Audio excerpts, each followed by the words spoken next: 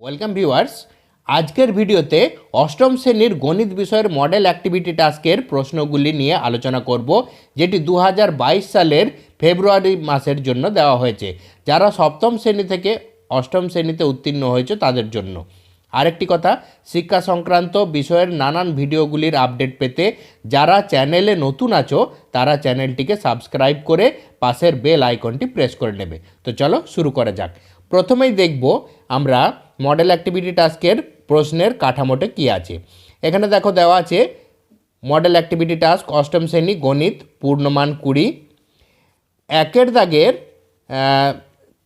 দুটি এমসিকিউ প্রশ্ন দেওয়া আছে, প্রত্যেকটির মান 1 করে, মোট 2 নম্বর। 2-এর দাগের সত্য মিথ্যায় 3টি প্রশ্ন দেওয়া আছে, প্রত্যেকটির মান 1 করে, মোট 3 নম্বর। এবং 3-এর দাগে পাইচিত্র থেকে 3টি প্রশ্ন দেওয়া আছে, যার প্রথমেরটির মান 1, দ্বিতীয়টির মান 1 আর তৃতীয়টির মান 3, অর্থাৎ মোট 5 নম্বর দেওয়া আছে। 4-এর দাগের কয়ে পাইচিত্রের একটি বড় প্রশ্ন দেওয়া আছে 5 নম্বর, যেটি পাইচিত্রটি অঙ্কন করতে হবে। আর 4-এর খতে রম্বসের ধর্ম সংক্রান্ত কয়েকটি শূন্যস্থান পূরণ করতে দেওয়া আছে, এখানেও মোট 5 নম্বর। তো এর উত্তরগুলো কি হবে চলো দেখা যাক।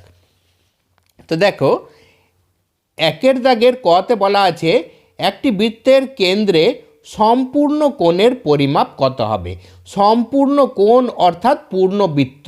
একটি বৃত্তের কেন্দ্রে সম্পূর্ণ কোণ তাহলে কি হবে, এখানে ডি এর অপশানটা হবে 360 ডিগ্রি। তো আমরা এটিকে লিখব একের দাগের কয়েরটা।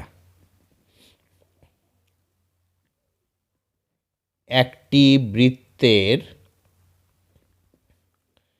কেন্দ্রে সম্পূর্ণ কোণের পরিমাপ হবে, এখানে উত্তর হবে ডি এরটা, অপশান ডি, 360 ডিগ্রি। ওকে, তারপরে একের খতে কি বলা আছে দেখো, যখন কোনো তথ্যকে বৃত্তাকার ক্ষেত্রের চিত্রের দ্বারা প্রকাশ করা হয় তখন সেই চিত্রটি কি হলো, পাইচিত্র। তাহলে এখানে অপশান ডি এরটি হবে। তাহলে যখন কোনো তথ্যকে বৃত্তাকার ক্ষেত্রের চিত্রের দ্বারা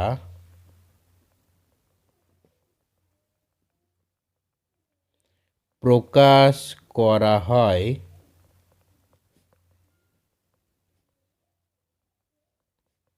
তখন সেই চিত্রটি হলো, উত্তর কি হবে, ডি এর অপশানটি, পাইচিত্র।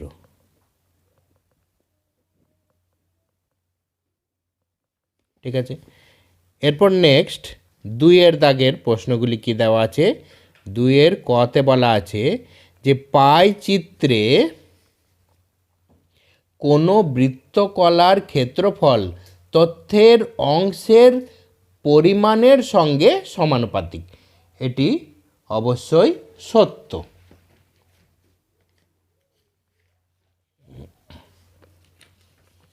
তাহলে এটা আমরা লিখব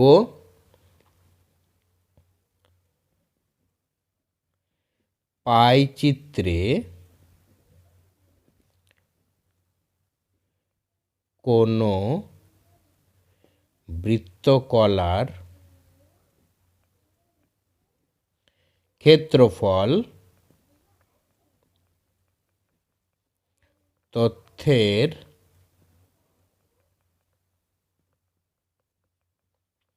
অংশের পরিমাণের সঙ্গে সমানুপাতিক। এটি ব্র্যাকেটে কি লিখবে? সত্য। নেক্সট আমি একবারে ফাইনালি তোমাদের উত্তর কিভাবে লিখতে হবে সেইভাবেই লিখে যাচ্ছি, তোমরা ঠিক এইভাবেই অ্যান্সারগুলো লিখবে। ক্ষয়ের দাগে বলা আছে কোনো বৃত্তকলার কেন্দ্রীয় কোণ তথ্যের অংশকে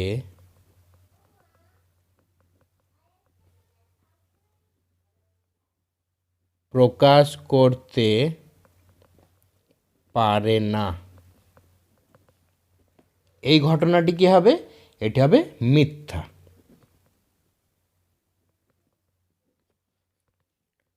তারপরে গয়ে বলা আছে কেন্দ্রীয় কোণ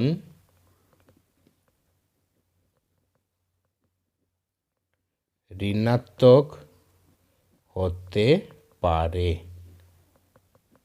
এটিও মিথ্যা, কেন্দ্রীয় কোণ ঋণাত্মক হতে পারে না। ঠিক আছে, তাহলে তোমাদের প্রথমেরটি সত্য, দ্বিতীয়টি মিথ্যা, তৃতীয়টিও মিথ্যা। এরপরে 3-এর দাগের। 3-এর দাগের দেখো এখানে একটাই বৃত্ত দেওয়া আছে প্রশ্নে। এই যে দেখো প্রশ্নে একটি বৃত্ত দেওয়া আছে, এই বৃত্তে ইংরেজি 30 ডিগ্রি কেন্দ্রীয় কোণটা, বিজ্ঞানের কেন্দ্রীয় কোণটা 60 ডিগ্রি, গণিতের কেন্দ্রীয় কোণটা কিন্তু দেওয়া নেই, আর বাংলার কেন্দ্রীয় কোণটা 180 ডিগ্রি দেওয়া আছে। তাহলে জানো যে এই বৃত্তকলার সব বৃত্তকলাগুলো মিলে টোটাল কোণটা কত হবে? 360 ডিগ্রি হবে। তাহলে এই 360 ডিগ্রির মধ্যে এই সব কোণগুলো যদি 360 ডিগ্রি থেকে বিয়োগ করি তাহলে আমরা গণিতের কেন্দ্রীয় কোণটা পেয়ে যাব।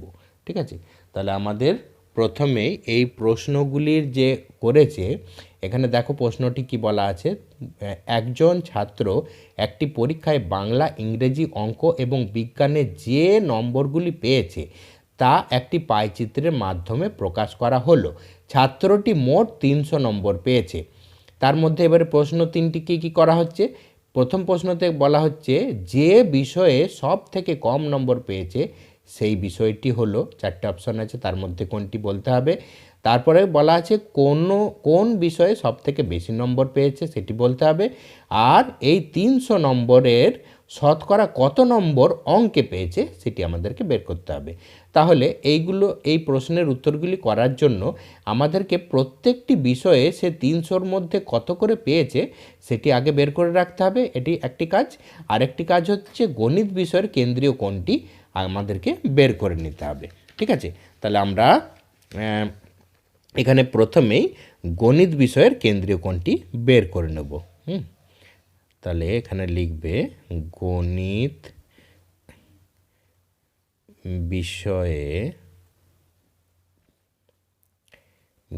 বিষয়ের কেন্দ্রীয় কোণ সমান 360 ডিগ্রি মাইনাস, তার থেকে বিয়োগ করবে সবগুলো যোগ করে 30 + 60 + 180। তাহলে এটা কত হবে? 360 মাইনাস 30 আর 60 90 আর 180 270 ডিগ্রি, আর 360 থেকে 270 বিয়োগ করলে 90 ডিগ্রি। তাহলে গণিত বিষয়ের আমরা কেন্দ্রীয় কোণটা 90 ডিগ্রি পেয়ে গেছি। এরপরে আমরা কি করব, যে প্রত্যেকটি বিষয়ে প্রাপ্ত নম্বরগুলো আমরা বের করে নেব। হ্যাঁ, তাহলে এখানে লিখবে বাংলায় প্রাপ্ত প্রথমে কি আছে এখানটায়, প্রথমে দেখো এখানটায় আমরা এখান থেকে শুরু করছি। ইংরেজিতে প্রাপ্ত নম্বর, ইংরেজি, বিজ্ঞান, গণিত, বাংলা, সর্বশেষে বাংলা বের করব। তাহলে এখানে প্রথমে ইংরেজিতে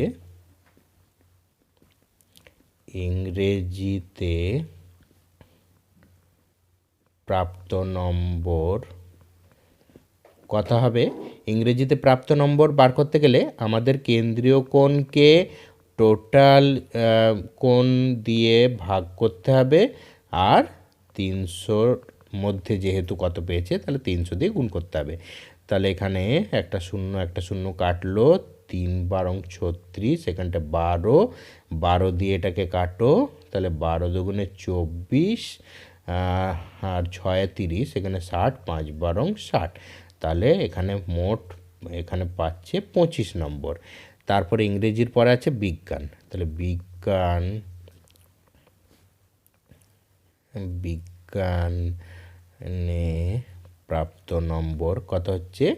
বিজ্ঞানের কেন্দ্রীয় কোণটা 60 ডিগ্রি দেওয়া আছে, ওটা 360 ডিগ্রির মধ্যে নিচে, আর মোট প্রাপ্ত নম্বরটা পেয়েছে 300, তাহলে 60 দিয়ে এটাকে কাটো, 6 6 36, 6 দিয়ে এটাকে কাটো, 5 6 30, আর একটি শূন্য, তার মানে এখানে 50 পেল।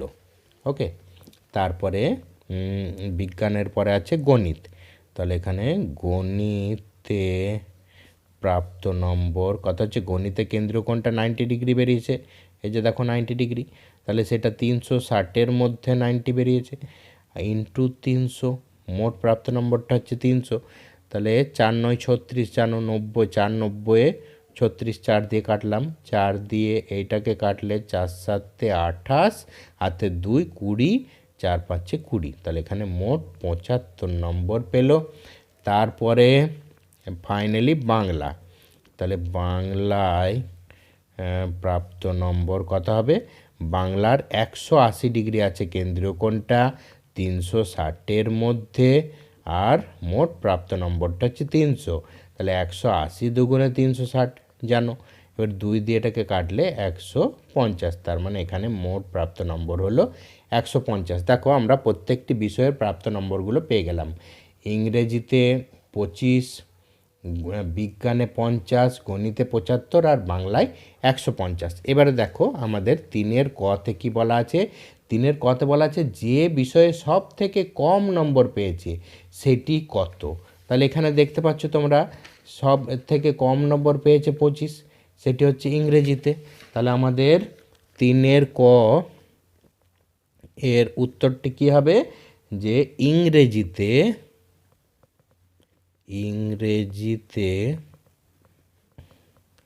সব থেকে কম নম্বর পেয়েছে। এটি হয়ে গেল 3-এর কয়ের অপশনটি, এটা। তারপরে 3-এর খ দেখো, 3-এর খতে বলা আছে কোন বিষয়ে সব থেকে বেশি নম্বর পেয়েছে। তাহলে আমাদের এখানে কোন বিষয়ে সব থেকে, এখানে অপশান ডিটা লিখে দেবে, অপশান ডি, হ্যাঁ, যেহেতু মাল্টিপল চয়েস ছিল, অপশান ডি, হ্যাঁ। তারপরে কোন বিষয়ে সব থেকে বেশি নম্বর পেয়েছে? সব থেকে বেশি নম্বর পেয়েছে বাংলায়, তাহলে এখানে লিখবে বাংলায় সব থেকে বেশি নম্বর পেয়েছে। ওকে, তারপরে লাস্ট প্রশ্ন যেটা আছে গয়ের দাগে, সেটা বলা আছে এই 300 নম্বরের শতকরা কত নম্বর অঙ্কে পেয়েছে। মানে অঙ্কে যে 90 অঙ্কে পেয়েছে যে 75, এটি 300-র শতকরা কত পার্সেন্ট। তাহলে সেটি বার করতে গেলে এখানে লিখবে যে 300 নম্বরের মধ্যে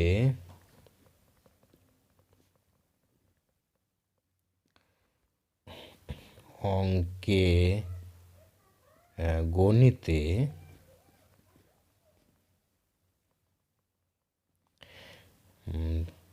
পেয়েছে সমান 75/300, মোট নাম্বারটা ইন্টু 100%। তাহলে এখানে দুটো শূন্য কেটে দাও, 3 25-এ 75, মানে 25%। এটি আমাদের উত্তর। তাহলে 3-এর দাগে 3টি উত্তর হয়ে গেল। নেক্সট দেখো আমাদের চারের দাগে কি বলা আছে,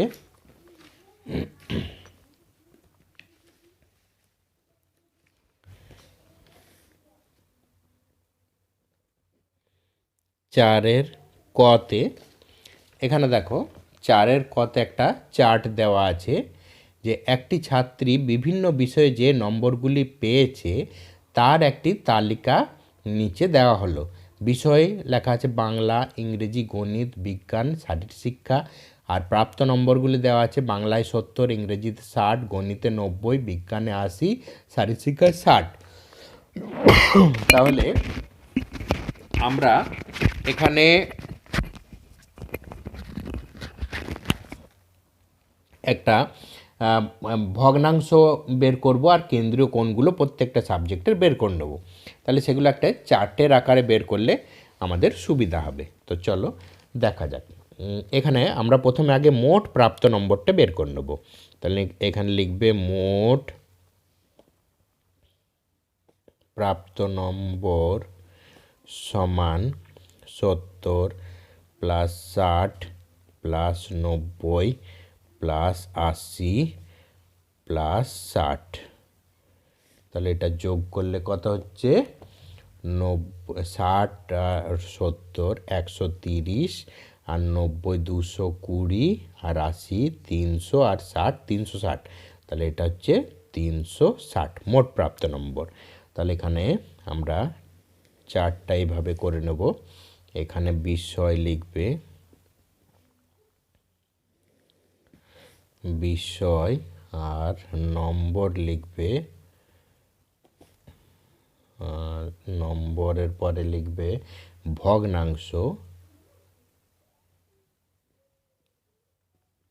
ভগ্নাংশ আর এখানটায় হচ্ছে কেন্দ্রীয় কোণ।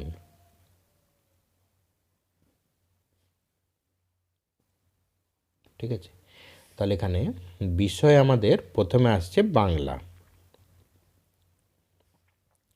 বাংলায় কত পেয়েছে 70। আর 70টি ভগ্নাংশ আমরা কিভাবে তৈরি করব, মোট কতর মধ্যে 70 পেয়েছে 360-এর মধ্যে 70 পেয়েছে। তাহলে 70 বাই 360, এটা আমরা কাটাকুটি করছি না, এটাই ভগ্নাংশ থাক। আর কেন্দ্রীয় কোণটা কি হবে, আমাদের যেহেতু বৃত্তর আকারে প্রকাশ করব, টোটাল কেন্দ্রীয় কোণটাকে 360 ডিগ্রি বলে। 360 ডিগ্রির মধ্যে এটা কত, তাহলে আমরা সেটা পাবো এখানে 70 বাই 360 ইন্টু 360 ডিগ্রি। তাহলে এখানে 360 আর 360 আমরা কেটে দিতে পারি, তাহলে 70 রইল। তার মানে কেন্দ্রীয় কোণটা আমাদের 70 ডিগ্রি বেরোলো। তারপরে আসছে ইংরেজি। ইংরেজিতে কি আছে 60 পেয়েছে মোট নম্বর। এটাকেও ভগ্নাংশে করলে কি হবে, এগুলো লাইন করে দিচ্ছি, এটাকে ভগ্নাংশে করলে হবে 60 বাই 360। আর কেন্দ্রীয় কোণটা কী হবে 60 বাই 360 ইন্টু 360 ডিগ্রি। এবার এখানেও 360 কেটে গেল, তার মানে এখানে বেরোবে 60 ডিগ্রি। তারপরে আমাদের নেক্সট আসছে গণিত। গণিতে কত পেয়েছে 90 নম্বর। তাহলে এখানে 90 বাই 360, 360-এর মধ্যে 90 পেয়েছে।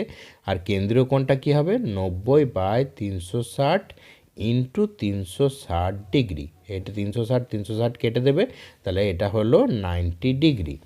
এটা হলো গণিতের হয়ে গেল। তারপরে আছে বিজ্ঞান।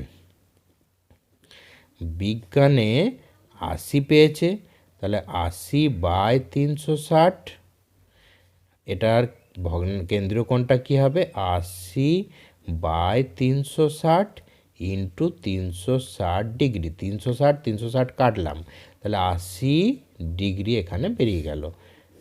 আর আরেকটি সাবজেক্ট আছে শারীর শিক্ষা। শারীর শিক্ষা, শারীর শিক্ষায় পেয়েছে 60, তাহলে এটা কত হবে 60 বাই 360। 360-এর মধ্যে 60 পেয়েছে, কেন্দ্রীয় কোণটা কত হবে 60 বাই 360 ইন্টু 360 ডিগ্রি। 360 360 এখানে কেটে দিলাম, তাহলে 60 ডিগ্রি বেরিয়ে গেল এখানটায়। ঠিক আছে, তাহলে আমাদের এইভাবে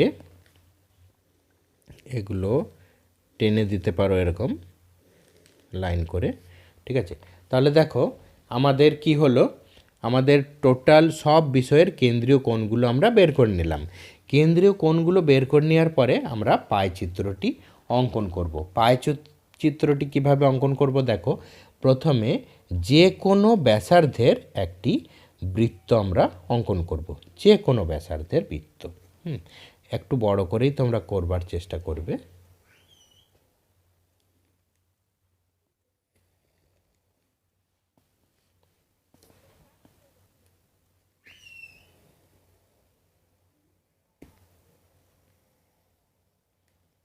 এইভাবে আমরা একটি বৃত্ত করে নিলাম।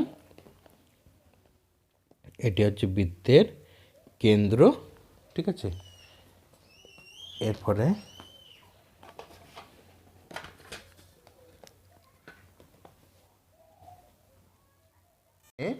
যে কোনো ব্যাসার্ধের একটি বৃত্ত অঙ্কন করার পরে তারপরে এই ও এ মানে কেন্দ্রটাকে যদি আমরা ও বলি, তাহলে এইটা আমরা যে কোনো একটি জায়গায় ব্যাসার্ধ একটা সরলরেখা অঙ্কন করে নেব।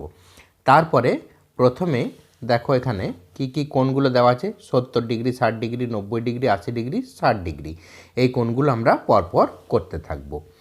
এখানে দেখো প্রথমে আমরা 70 ডিগ্রি কোণটা করব।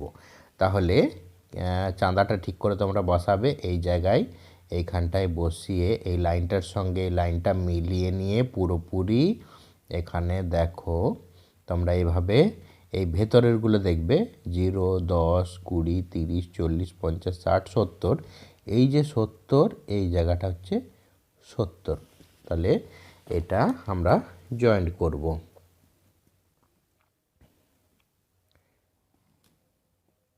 এটা তাহলে এটা হচ্ছে 70 ডিগ্রি, 70 ডিগ্রি হয়ে গেল। তারপরে আছে 60 ডিগ্রি। তাহলে আবার আমরা চাঁদাটাকে এইখানটায় বসাবো, এইখানটায় কেন্দ্রটাকে বসিয়ে লাইনটার সঙ্গে পুরো মিলিয়ে নিতে হবে। পুরো মিলিয়ে নিয়ে আমরা 60 ডিগ্রি কোণটা করব। 60 ডিগ্রি মানে এখান থেকে আবার দেখবে 0, 1, এই ভিতরের নাম্বারগুলো দেখবে 60 ডিগ্রি, অর্থাৎ এইটা।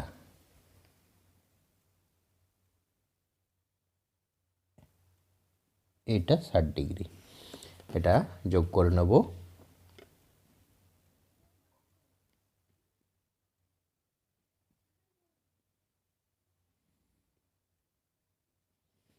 এটা 60 ডিগ্রি হয়ে গেছে।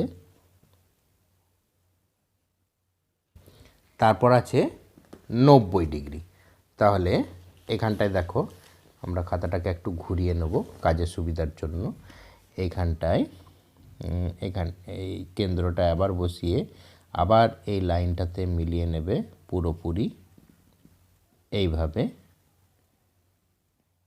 পুরোপুরি এইভাবে মিলিয়ে নিয়ে 90 ডিগ্রি কোণ করবে। দেখো এই যে 90 দেখতে পাচ্ছ, 90 ডিগ্রি কোণ এখানটায়, এটা হচ্ছে 90 ডিগ্রি। তাহলে এখানটায় আমরা আবার যোগ করে নেব।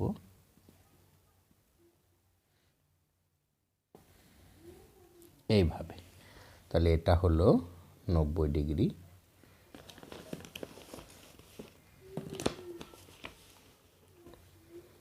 এটা 90 ডিগ্রি কোণ। তারপর আছে 80 ডিগ্রি। তাহলে দেখো এটা আবার এখানে 0তে বসিয়ে এটা পুরোপুরি এইভাবে ঠিকঠাক করে মাপটা নেবে। মাপটা নিয়ে দেখো 80 ডিগ্রি এইখানটায় আছে 90 এর আগে, তাহলে 80 এই জায়গাটায় পড়ছে 80 ডিগ্রি। এটা যোগ করে নেব।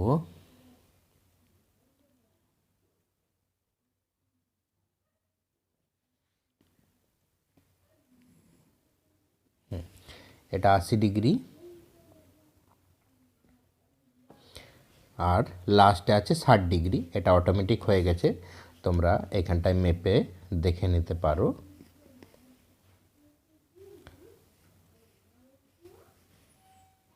এখানটায় জিরোতে বসাবে, জিরোতে বসিয়ে এখানে এসে দেখো 60 ডিগ্রি পুরো মিলে গেছে। তাহলে এই কোণটা হচ্ছে 60 ডিগ্রি, শেষের কোণটা নিজে থেকেই চলে আসবে 60 ডিগ্রি। তাহলে এইভাবে তোমরা এগুলোতে লিখে নিতে পারো। এটা হচ্ছে বাংলা, প্রথমে আছে বাংলা, তাহলে এটা বাংলা, তারপরেরটা হচ্ছে ইংরেজি, তারপরে গণিত, তারপরে এটা হচ্ছে বিজ্ঞান, আর এটা হচ্ছে শারীর শিক্ষা।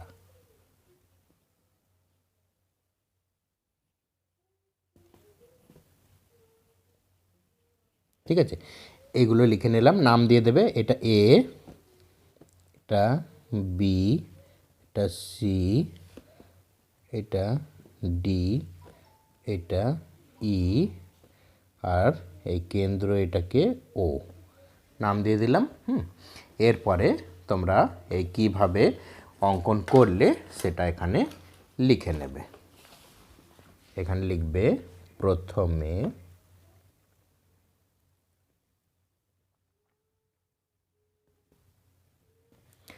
যে কোনো ব্যাসার্ধের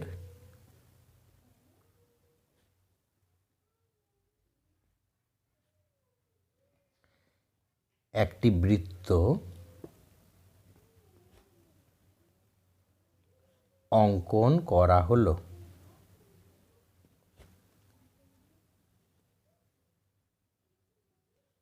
ঠিক আছে, তারপর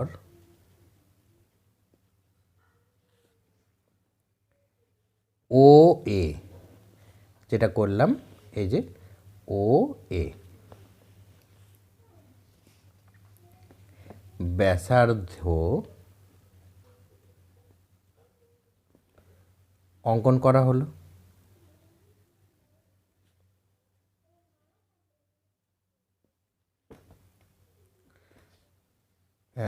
অঙ্কন করা হলো এবং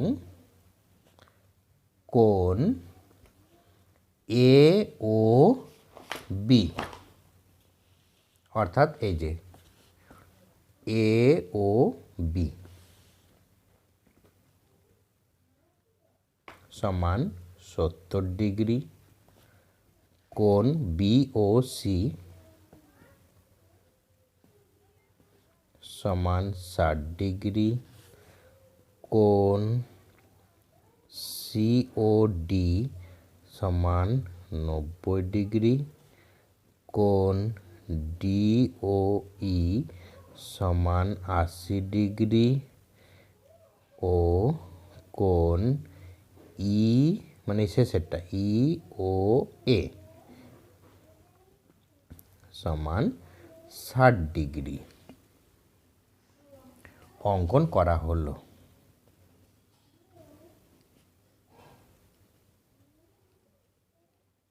ঠিক আছে, তাহলে এরপর কনক্লুশন কি দেবে?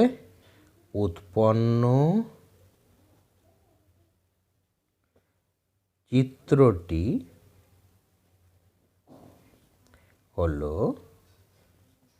প্রদত্ত তথ্যের পাইচিত্র।